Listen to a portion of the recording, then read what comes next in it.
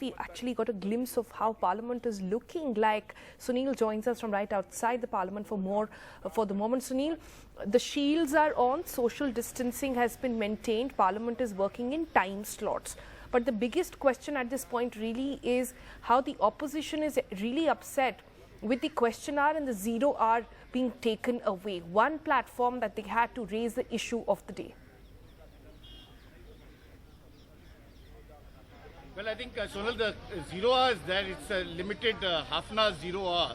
And on the question hour, I think it's fait accompli because the voices of opposition have been raised. It's a sad reflection using this pandemic not to be accountable, which is really the main point for Parliament. And I just want to show you, there are huge crowds as I came into of members of Parliament and their vehicles to go through because there's such a strict security. But as you rightly pointed out, accountability is not uppermost in the minds of the government today. And it's in that context that they're taking this decision of going ahead without question hour. 0 hour is there, but only for a half an hour. It's a curtailed 0 hour.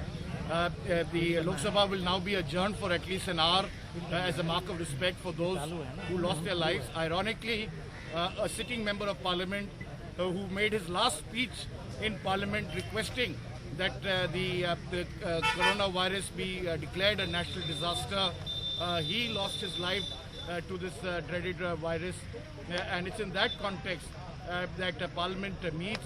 Hopefully, parliamentarians will understand. We must recall, public memory is short, that the budget last time round was passed without any discussion because the government wanted to keep Parliament on because of the Madhya Pradesh Assembly where they wanted to have a change of government. And it's in that context that we are seeing when members of Parliament were told not to wear masks.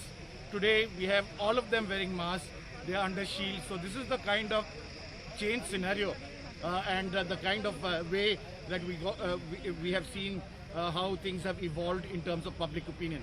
Having said that, Sonal, we've just heard the Prime Minister saying, I hope all the members of Parliament will speak in one voice to thank the armed forces. And I think everybody cutting across party lines will speak with the armed forces. As you heard Mr. Kapil Sibal tweet, he says, we are not sure whether we agree with the Prime Minister and his government and its policies. Why did this incursion take place?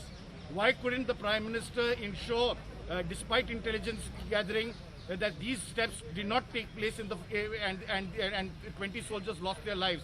They should have taken a number of steps to ensure that we didn't come to such an impasse, given the fact that we have such a huge intelligence gathering mechanism.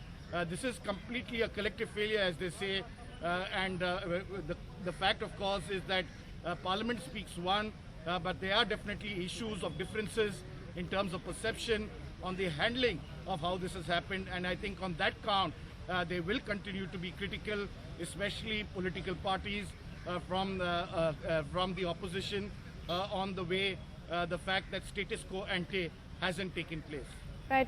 And Sunil, talking about the address Prime Minister had right before the Parliament got into session, correct me if I'm wrong, this is the first time the Prime Minister has actually talked about the LAC issue up front. And he said that this will remain to be a top focus this time around as Parliament gets into session as well.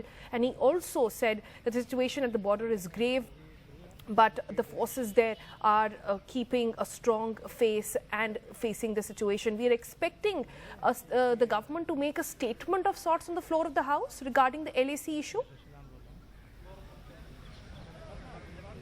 Definitely a statement on the floor of the House. The fact that the Prime Minister had to speak for the first time after those incursions took place in April is a clear sign that it is quite a shocking situation. We had his remarks, which were then used by China at the all-party meeting to really buttress its claim that there has been no incursions on the LAC. For the first time, the Prime Minister, after 6 months, is 5 months to be precise, is speaking on this entire matter and saying that the situation is grave, that the nation must speak in one voice with the armed forces. I don't think any Indian today is in two opinions about the fact that they are with the armed forces. The question is on how and why did this happen, and also the question of what was the role of the Indian government, of Prime Minister Narendra Modi, the fact that he said that there has been no incursions and then later had to clarify. And the other most important point is the fact on the level of preparedness of our armed forces and what they are doing there in these very, very difficult circumstances and terrain, especially given the weather conditions.